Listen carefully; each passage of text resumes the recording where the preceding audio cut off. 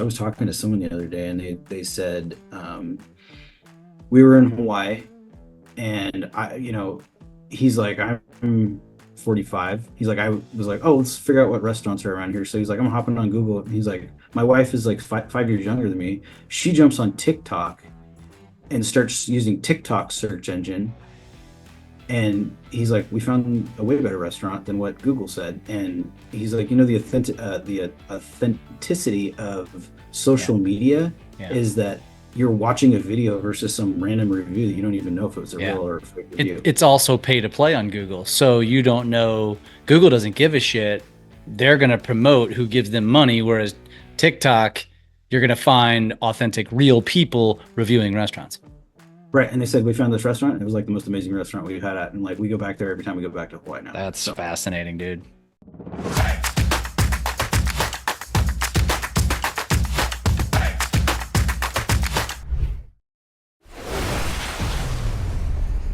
My favorite podcast episodes are probably the episodes where I get to talk to living, breathing real estate agents that are succeeding in years when many are fleeing the business. And today's guest came to me by way of honestly social media conversations because this gentleman is evolving.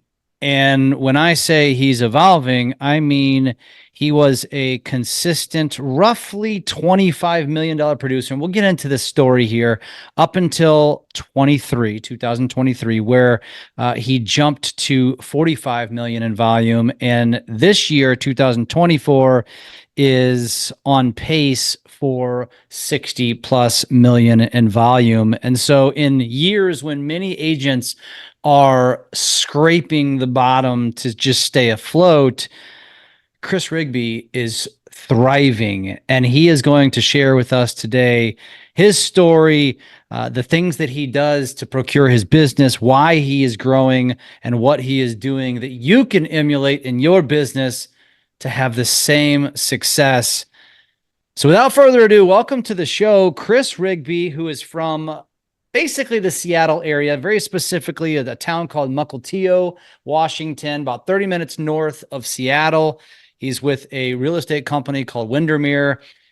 Dude, welcome to the show, man. Glad to have you here. all right. Thanks for having me, Jeff. Absolutely. So, Chris, let's start here, man. I don't always interview real estate agents. And again, we've just come across each other through mutual friends. Now we're doing some stuff together. And your story is incredible because most of what I hear is just a bunch of sob stories. And you and I connected, and you're like, yeah, I can't keep up with the business. I'm so damn busy. Like, I need to figure out better systems. And it got me interested. And so let's start though. Let's rewind the clock. Let's stop that conversation because I want to know about you. And so, tell us about your career. Like where'd you start when you left school and what led you to where you are today?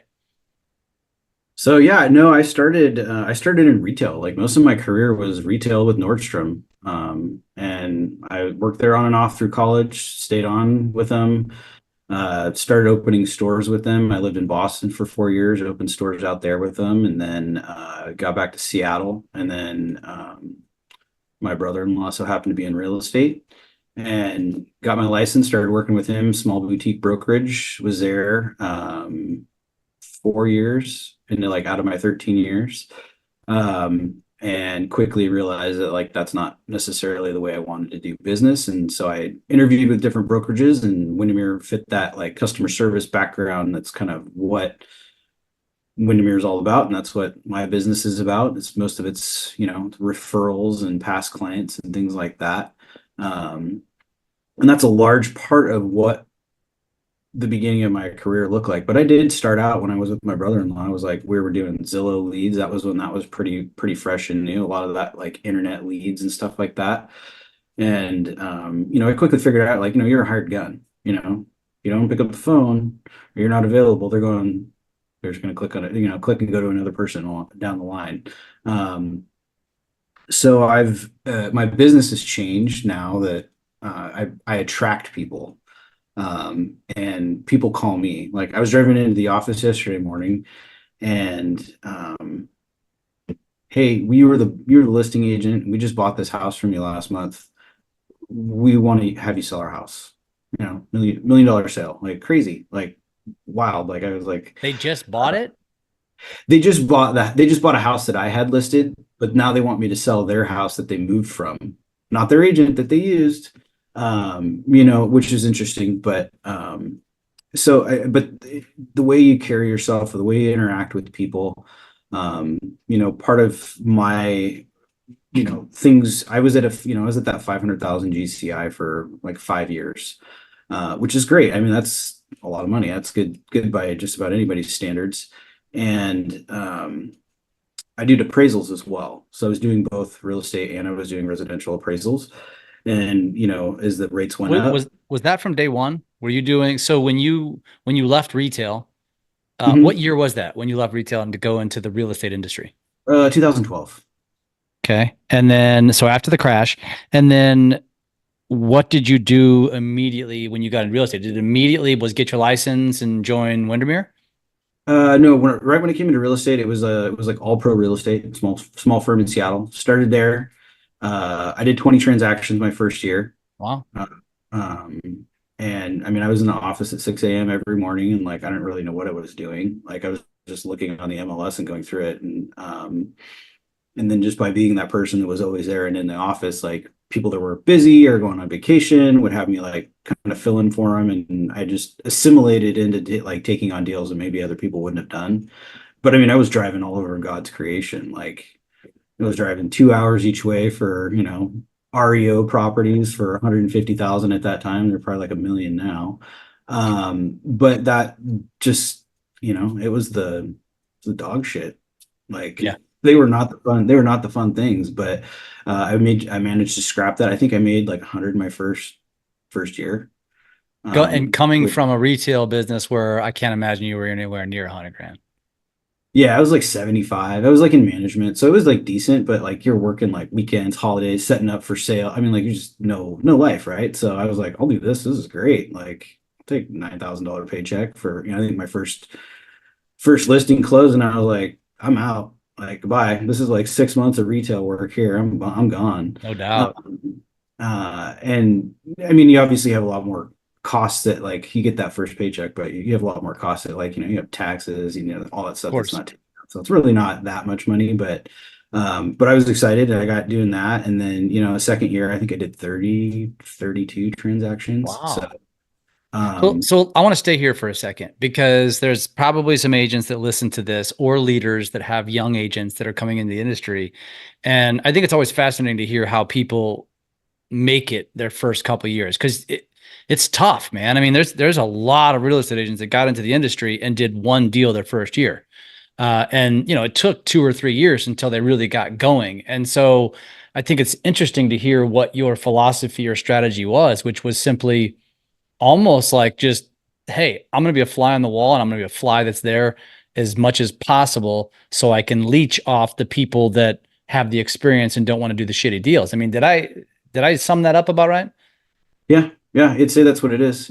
And you know, take those floor calls or whatever, or be in the office. I mean, you know, if you factor in like the amount of phone calls, like say you're cold calling and you're just going through and calling, like you're going to make 100 phone calls before someone even picks up the phone. And then you got to make then you got to have another 100 connections before you get someone that converts, right? Yeah, Maybe two. So if you sit in the office, it's like you're sitting there, it's essentially doing the same thing, but you're actually in the office and you may pick up someone who's not available or someone does a floor call into the office and but you're spending time, which is money, but you're at that time I was just like I was hungry to learn. So I was like listening to the phone conversations that people were having on the phone, how they were negotiating these deals, and just kind of being like, and then like, hey, do you need me to go take a lockbox off for you? Do you need me to go do that for you? And by just being present and being more willing to do anything, people just naturally were like, hey, can you help out with this? I'm going to be out of town. Can you help this buyer? I'm out of town. So I was just there. Like those first like 4 years, like I was just always in the office. I was up and I was at the office at like 6 a.m. every morning. And I was like usually there till about 2 or 3, and then I would go show houses. And that was it. Hmm. That's awesome. And I mean, it really is that simplistic. So it wasn't you weren't necessarily working sphere of influence. You weren't door I didn't have a, knocking.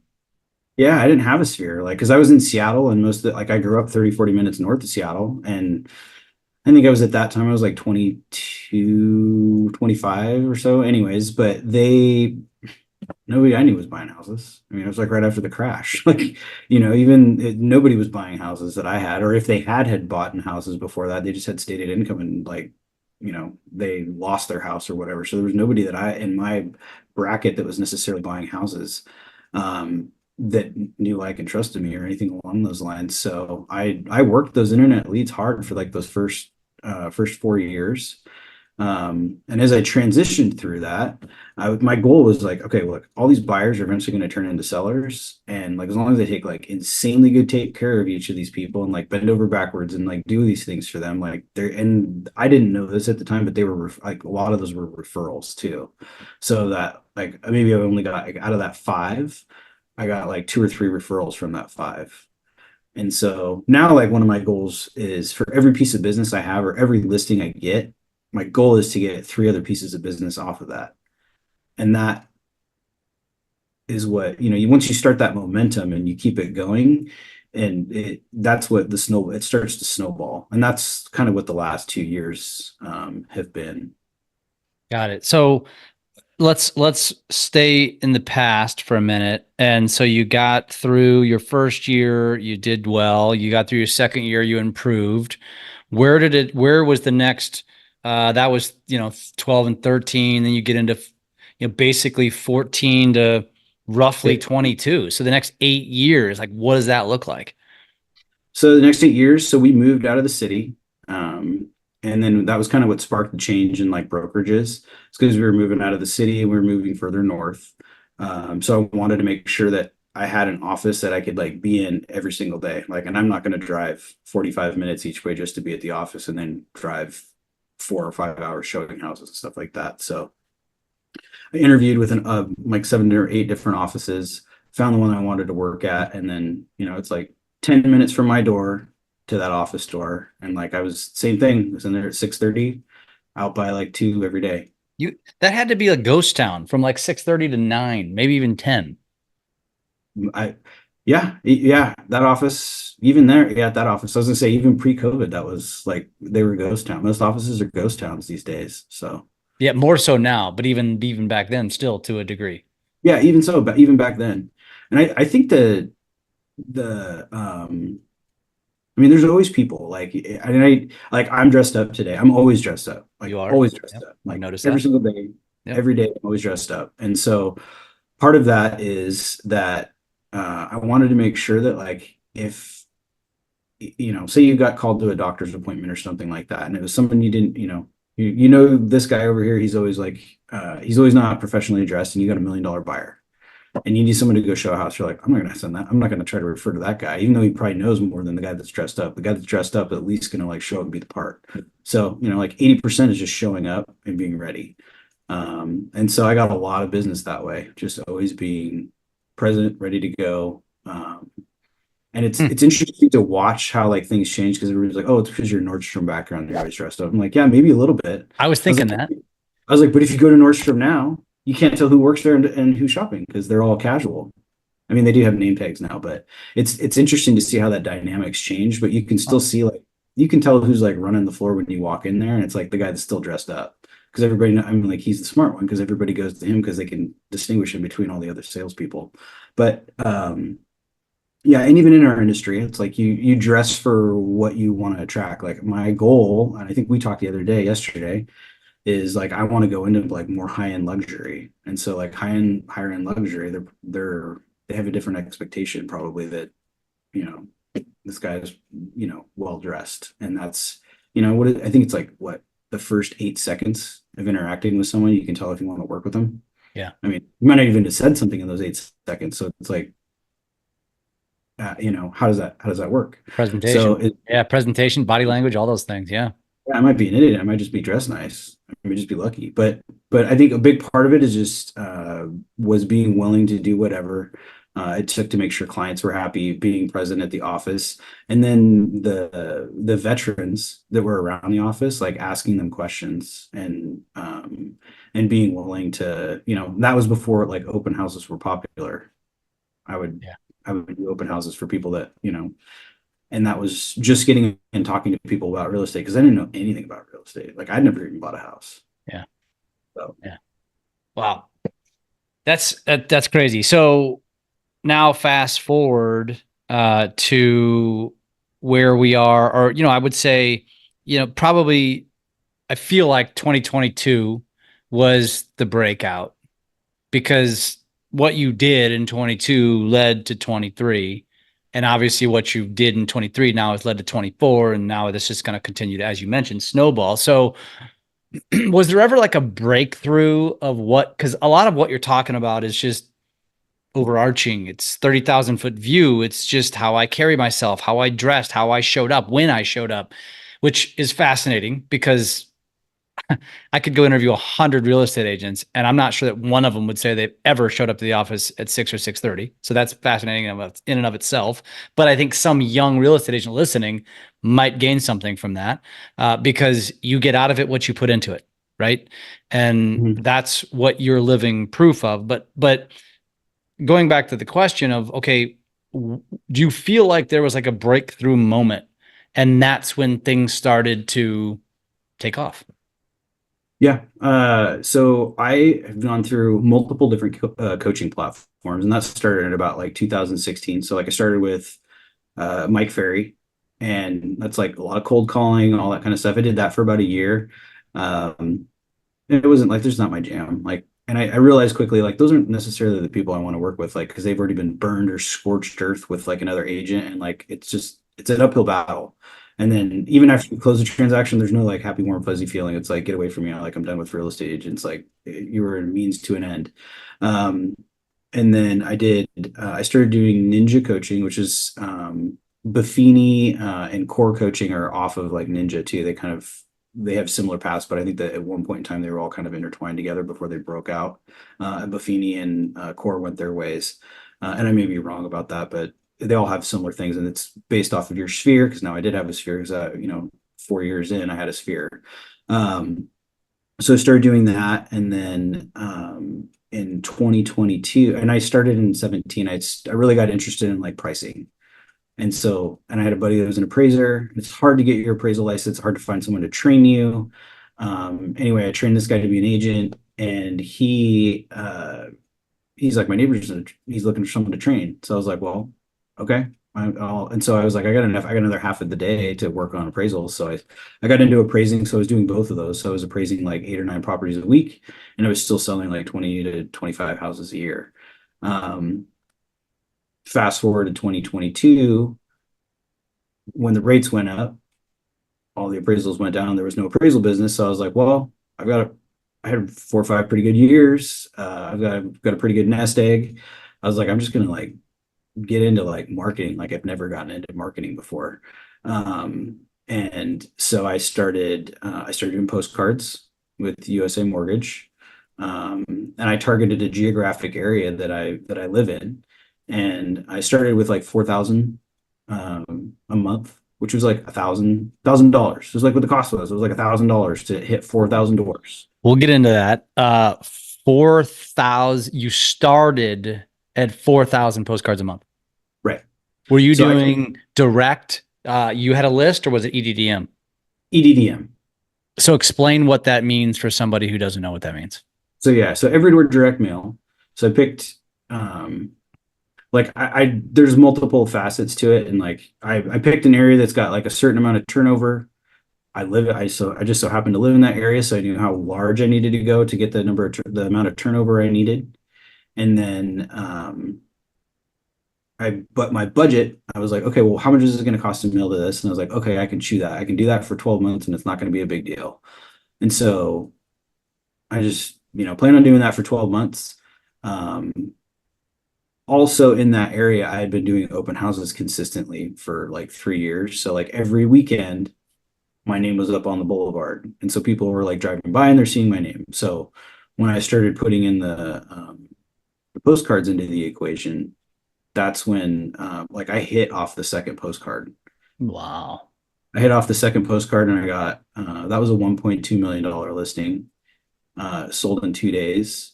The third postcard I hit a $1.6 million listing that sold in 5 days. Oh, And then after that I got three more listings from the postcards that year. No, I ended up actually nine total that year. Nine total in 2022 from postcards. wow. And you were, so let's dial into that first. So 4,000 homes you're hitting per month. You started Yep. that's how you started this. You went balls to the wall right out of the gate. Granted, you had the nest egg, so that makes sense. You're spending $1,000 a month on these postcards. $1,000 a month minimum. So I was just the initial monthly postcard was just like homes that had sold in the area, and then on the backside of the postcard was a review from a past client in my face, and then obviously the lender on there for the RESPA compliant Yep. marketing. Yep. Um, and that was it. But then if I had a listing, they also got a just sold. Or they got a just listed and a just sold. So like if there was a just listed, that's three pieces of mail. So you have two, then there's two more. So like last month, just for example, last month I sent out 87,000 postcards because I had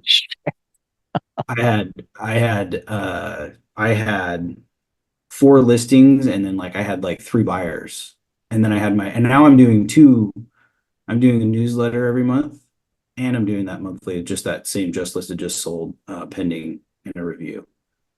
So So you're not even doing anything super creative. no, it's like super simple. And it Wow. literally, the amount of time it takes to do it is literally I just send the listing over, and that's it. All I do is send the listing. The only To one that takes time to is you, so you are you still using, we'll get back to this, but you're still using USA Mortgage to do this? yeah, USA Mortgage is still doing the postcards for me. You So send them the um send them the listing. I say, hey, this one is just sold, or this one's going to be listed. So like, here's the photos. It's like all I do is send them photos. They've already got my templates set up, and then they mail them. They FedEx the boxes to my house because it's every door direct mail. so you Which, have to take them and drop it off the post office. yeah, I take the distribution centers like I don't know, like 5 or 10 minutes from my house, but it also allows me to control what days those are hitting the mailboxes. So the day I drop it off, they hit the mailboxes the next day. Wednesdays and Thursdays in our area, there's nothing in the mailbox. There's no ads or nothing. They're usually like the least amount of bills come on like the weekends and Mondays. Interesting. So from that targeting perspective, that's usually when so it's the only thing in the mailbox, right? Before I go to Wait, how did you figure that out? I just monitored the mail. No, I just because you're monitored. local, because you're a part of your own target market. I'm part of my own target. Yeah. Yeah. It was crazy. I did an open house 2 weeks ago, and the postman was like, hey, are you Chris Rigby? And I was like, yeah. He's like, can I get a selfie with you? You're famous. I He's love like, it. everybody, like all the root carriers. And then he knew who my dad was and stuff like that. So it was pretty crazy. I texted my wife. I was like, can't make this up. I was like, this is nuts. Um, But I mean, even when I'm like going into neighborhoods and stuff like that and setting up my open house signs, like there's kids that are be like, are you Christopher Rigby? And I'm like, yeah. I'm like, why? And they're like, you must be a millionaire. Like my dad says you're just like selling so many houses. And I'm like, oh my gosh. It's so, and I mean, that's not And what it's and you look the part. You've got the suit on, you're recognizable. It's awesome. But people will honk when I'm setting up my open house signs too. People will honk and wave. I'm like, I have no clue who that was. So, and I read books about, before I really started going after this, it was like books about like owning neighborhoods and owning like territories and like really dominating. And on top of like just the postcards and all that stuff, like I know a lot about the area. Like I call every listing agent that's in that area that has a listing. I know what's going on after when they list it, when they go under contract, I call them again and talk to them. So that when I am talking to people at my open houses or just in general, I'm like, or a seller, I'm like, hey, I know what this one's in contract. I know what the story was, backstory was on that. So you have like all the information just by like osmosis of being like, I'm super interested in that area. Like I obviously live there and want the prices to go up too, but I also want to have all that information so that when I do go on a listing appointment, I'm like, I know all of Yeah, this. that's brilliant. That's brilliant. So, all right. And that's a lot of nuggets there. I want to talk. I want to go back to 2022. At what point, so I guess how did you determine 4,000 out of the gate? Like, was that just because when you're doing EDDM, you're choosing it by zip code, correct? You choose it by zip code, and then you choose it by route. So like you've got Postal residential. route. That's right. It's postal route. It's Postal, got nothing to do yeah, with the map. That's right. Okay. yeah. Look at the map, and then you click a postal route, and it tells you how many. And like I've got like a community, like Mukilteo is like a really weird shape. Like there's, it's like larger down at the end, and then it gets really skinny, and it like wraps up around the coast. Um, and anyway, so like Harbor Point is the main core. Like that's where there's two elementary schools, a high school, and a middle school. And then there's more schools in Mukilteo than that, but those are like that's where the core is, and it's this big, huge horseshoe. And there's a grocery store and all these residential neighborhoods. And they're all like, I mean, there's some older in there, but most of them are like 90 to 2000 built. So a lot of those are like they bought them when they were new. Their kids are going to be about 18, 20 years old. And they're going to start cycling as their kids are getting out of school. And that's kind of how I determined that area. And it was, so yeah, 4,000 was just there. And that was like what I was comfortable. I was like, wow, it was like $1,000 a month. This is crazy. But I, I have other friends that are agents that are buying leads, and I'm like, they're spending $1,500 a month and they get, 10,000 leads or whatever, or 5,000 leads. I'm like, then I don't call any of them. So I don't know. I guess it doesn't. I was like, I'd rather spend $1,000 and at least people are getting to see my face. Yeah. Is kind of how I looked at it. So, So you didn't necessarily choose it based on budget as much as just the area you wanted to basically own. yeah, is the area I wanted to own. I live there, so I figured, I can own that area. I live there, and then like I'll be able to expand out as my business grows. Yeah. Yeah. And so, So good. Yeah. Keep going. yeah, I was gonna say yeah. So that was that. I just did that area last year. Like that's all I did, and I've stayed consistent even during the So winter you months. started in 2022, you continued in just that area through 23. Correct. Okay. Just that area, and just continued through that. Had more. I did 9 the first year. I think I did 15 last year off of postcards. Um, and then um, and And then that's this year I that's expanded. that's by the way, folks, at an average price point of 1.2 million. So you can do the math on how much volume, because I think that the question that I would have or anybody would have is, okay, what's your ROI? And obviously you were spending $1,000 in the beginning. You did 87,000 last year or last month. Last month. Let's clarify that. How much does that cost? Last month was like 15,000 in postcards. It was a lot. It was a lot, but I've already got 3 pieces of business off it. So this is like, I mean, and this is like, I guess you call it growth mindset, right? So you look at, okay, I'm like, if I spend $10,000 on postcards and I get one listing, it's paid for. I mean, like I paid for all of this year's marketing in like 3 transactions. And Yeah. so like my profit margin window last year was less than 10% of what I spent on marketing. So I spent like 10%. Like, so I need to increase my spend in my marketing in order to offset taxes. So I need to be spending more as a write-off this year than I did. And I mean, yeah, I mean, I'm like 57% increased over this time last year in my business. And it's primarily so far what I've heard from you, which was the turning point, is postcards, Postcards, farming. hands down on postcards. And I only do my own open houses. So every listing, like it's me at the open house. Like it's my signs. Like those I mean, like every time you're doing an open house, it's free advertising. You put your signs out on the boulevard, they're seeing your name, it's free advertising. Then they're getting the postcard and they're seeing it's your listing. Um, that I mean, it's powerful when someone's going to pay you $30,000, $40,000 to sell their house. I don't know that they necessarily want a junior agent that doesn't know anything about the market or the area or is as committed to selling the No house because they're shit. not the one getting paid, No right? So shit. like if I'm going to hire someone, like if I'm going to go to hire an attorney, I'm like, don't pass me off to your legal assistant. Like I'm paying you. Like, I want you in there defending me or doing something. So that's my my aspect on it. And I mean, if you don't have listings, like you should be fighting to try to find them. Like I Yeah. still do listings at other people's houses that aren't, and I'm not, it's not my listing. Like I'm not always busy. If I don't have a listing one weekend, like I'm still going to go try to do an open house.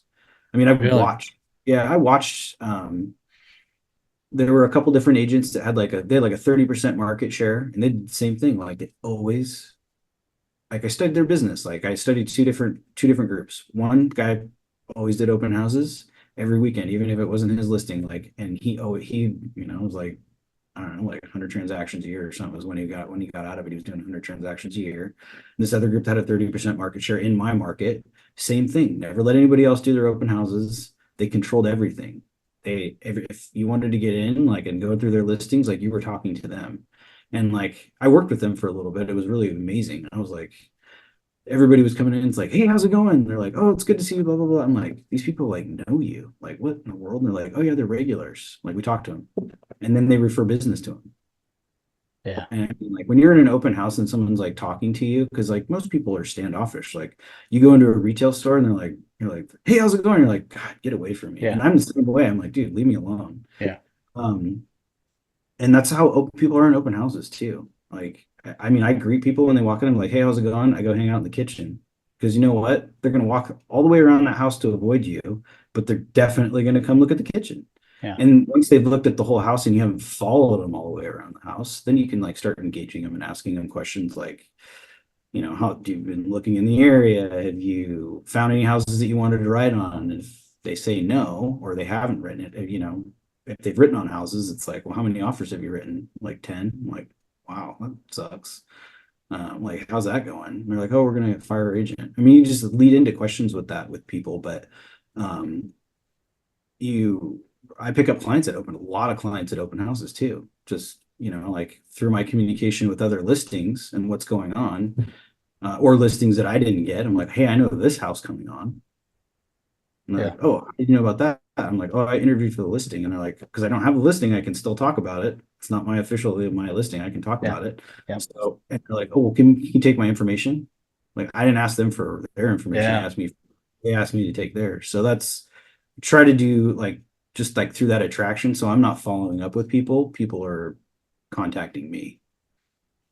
Awesome. Awesome. And so, as your systems, you've got to have, what are you using on a back end? So how do you manage your database? So database we use, well, we were using Present or MoxieWorks was what our office provided to us. And it doesn't really matter what CRM that you have, just the one that you use. Yep. I mean, you can use Excel or whatever, Google Docs or anything, just whatever you have. Um, so we currently are using Moxie Express. Our brokerage is in the process of switching over to Close, which is like an AI based, like it's pretty cool. Like it's really cool. It's got like chat GPT built into it. So if you want to like create newsletters and stuff like that. So I do like the regular stuff. Like if you look at Core or Buffini, it's like you want to have those 4 or 5 coffees a week, or make those contacts with your sphere. I still do all of that stuff, and I still market to my sphere for like events and things like that that our office puts on. I also did switch brokerages. I stayed within the Windermere brand. I switched last year to the current Windermere office that I'm at. They have a support system of, I mean, it's like 5, 6 basically assistants as of like the office I had that had one where I was kind of pulling my hair out getting stuff done. Here, I'm like, I'm doing more volume and I'm like, I feel like I'm not working as much. So Nice.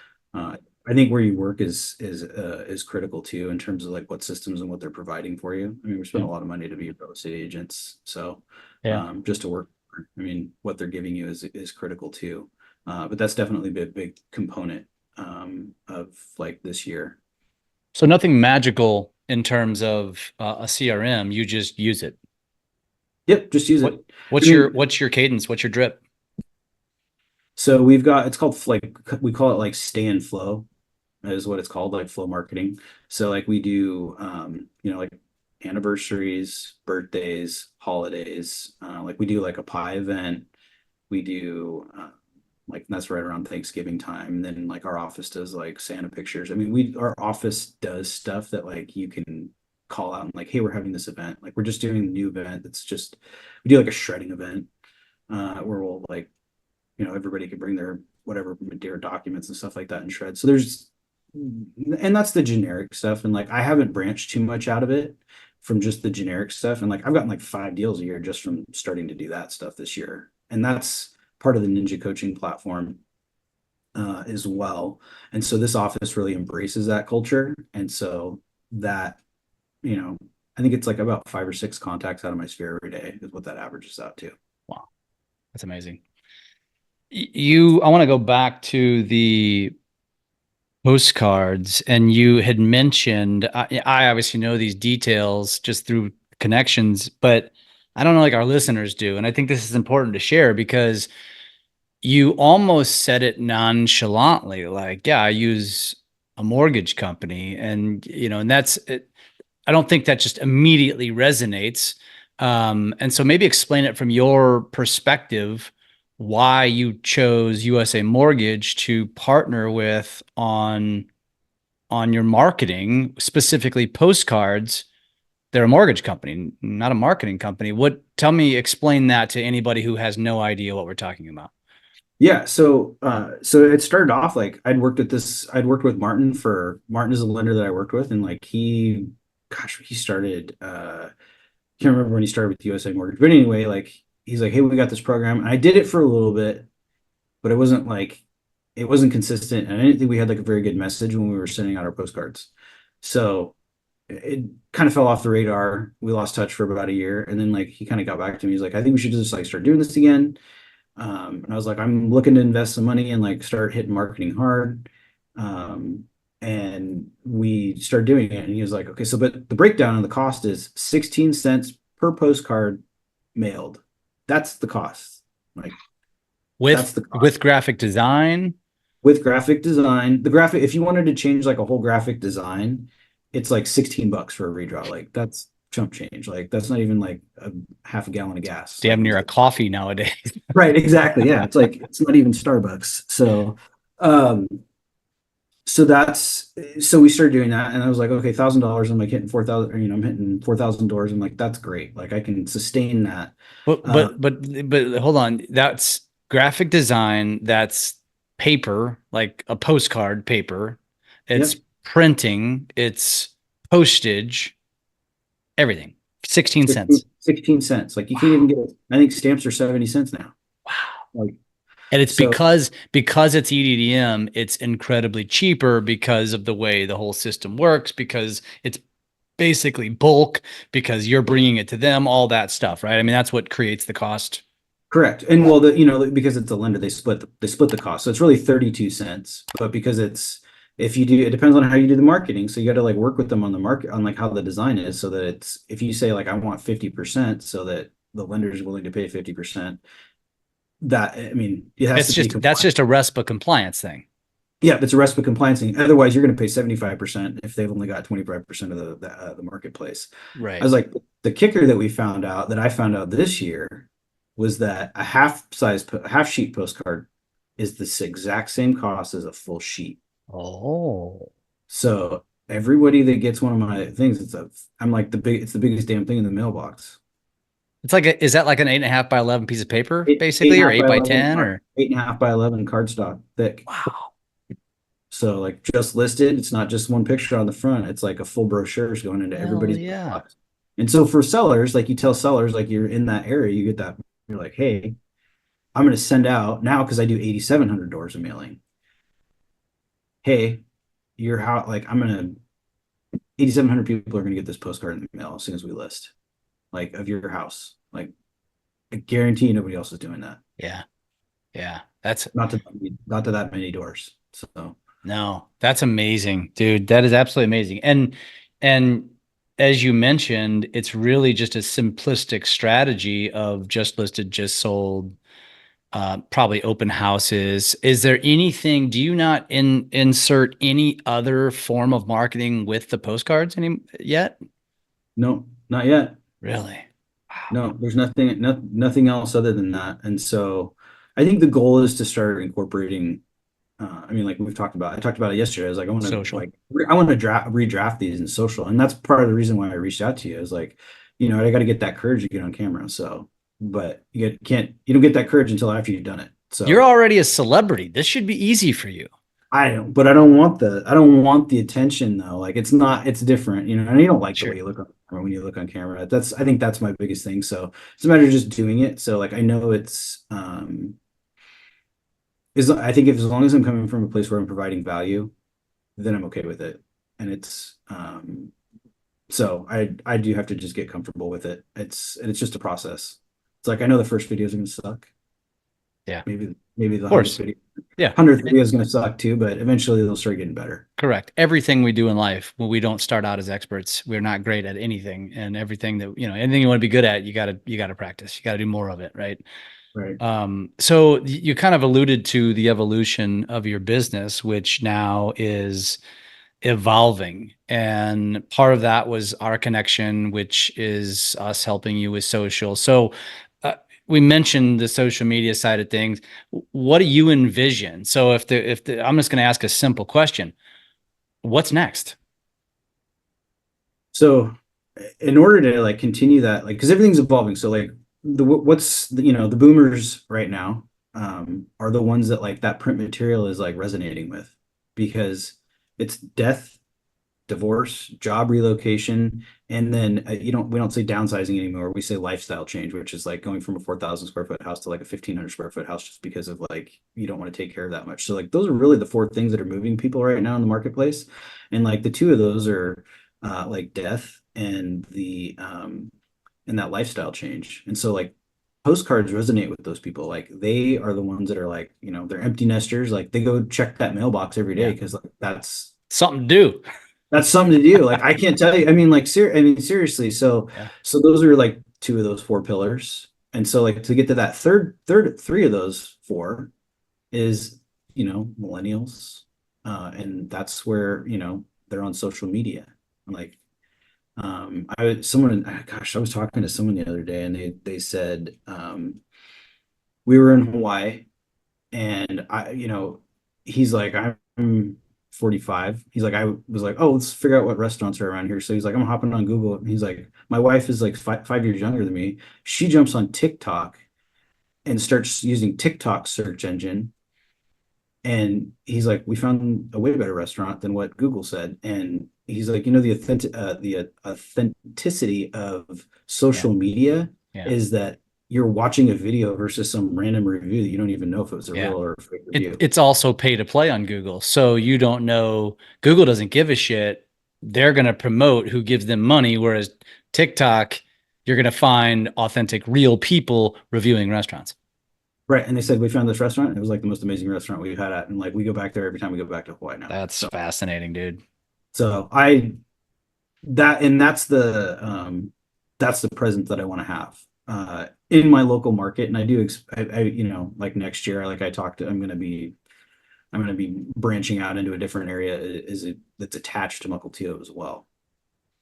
So that means more postcards. So a bigger budget. Bigger budget, more postcards. It means a larger social presence. Mm-hmm. Anything else? I got to get to there will be a point where, I can't do every open house. Or what does that conversation look like? Like, hey, I'm not going to do Friday, Saturday, Sunday open houses. I'll do like one open house a weekend, and like I'll be there for like 4 or 5 hours. And then like, another listing, I'll do 4 or 5 hours at that open house, and then I'll do alternate other weekends and stuff like that. I think I can get to I could finish through this year without having to bring on like a team member. Like my team right now is like all the marketing people, like yourself included. You're part of the team because you're assisting me in my social media, and your team, that's part of the team. So anybody that's behind you, it's not necessarily I'm the face, right? Yeah. I'm out there kissing babies and shaking names and signing autographs or whatever. But that's the way I want it to be. I want to be so that people were I wasn't handed off. Like that doesn't feel good when you get handed off. Yeah. Nobody wants to be handed off. Yeah. So at least working with the person that's like got the expertise and the knowledge, and then they're in the background, they're having the other people assist them. How do you anticipate making that transition? Because as you mentioned, you think some of your success is specific to the fact that you're the one who shows up. So when you have to now, when you have to evolve and you have to scale, how do you anticipate effectively executing that? That's, I mean, that's a really good question, because you watch like the natural like progression of teams, like they turn and burn. Like the junior agents that come under, once they learn how to figure out to do it on their own, Yeah. they they go off and leave. Yeah. And they try to go do it on their own. And then a lot of times they figure out, wow, that's a little harder than I thought it was. Yeah.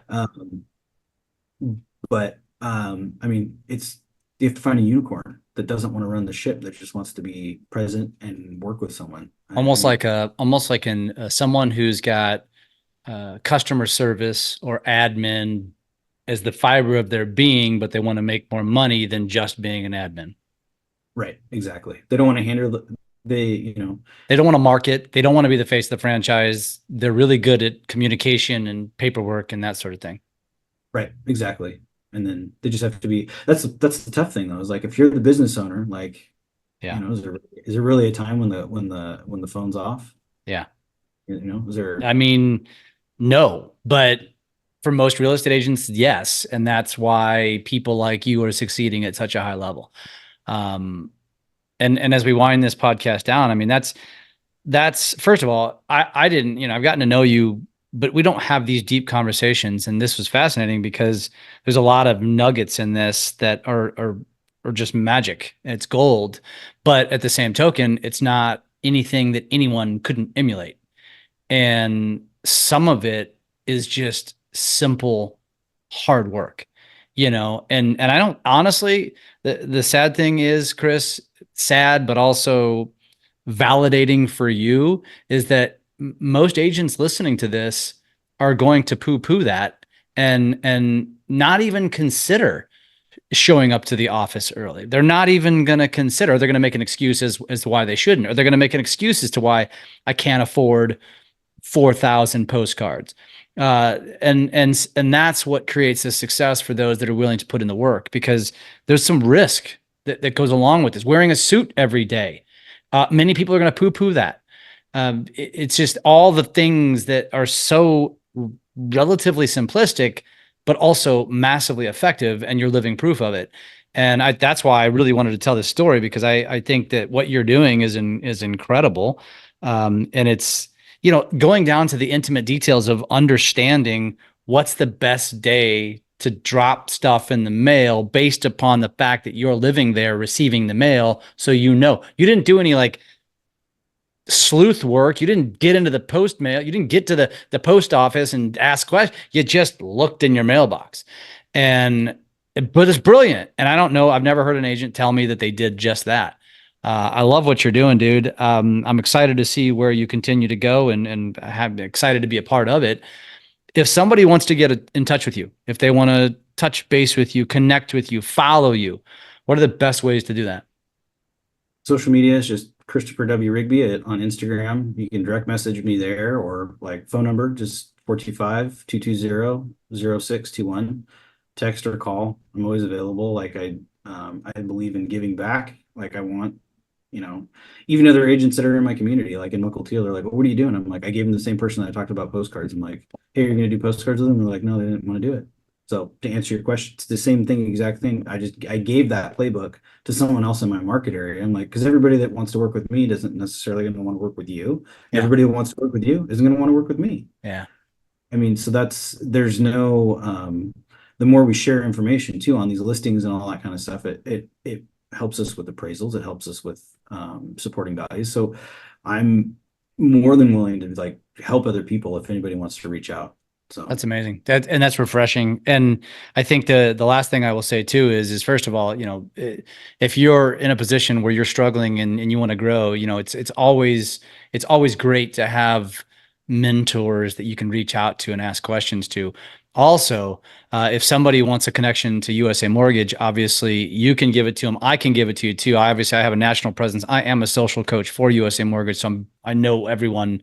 I know all the players there, and they're national. So if you're in another market, you're in Florida or DC or Minnesota or Arizona and you want a connection, reach out to either one of us and we'll get you connected to someone that you could participate with in the marketing. I don't know of any other mortgage company that does anything like that.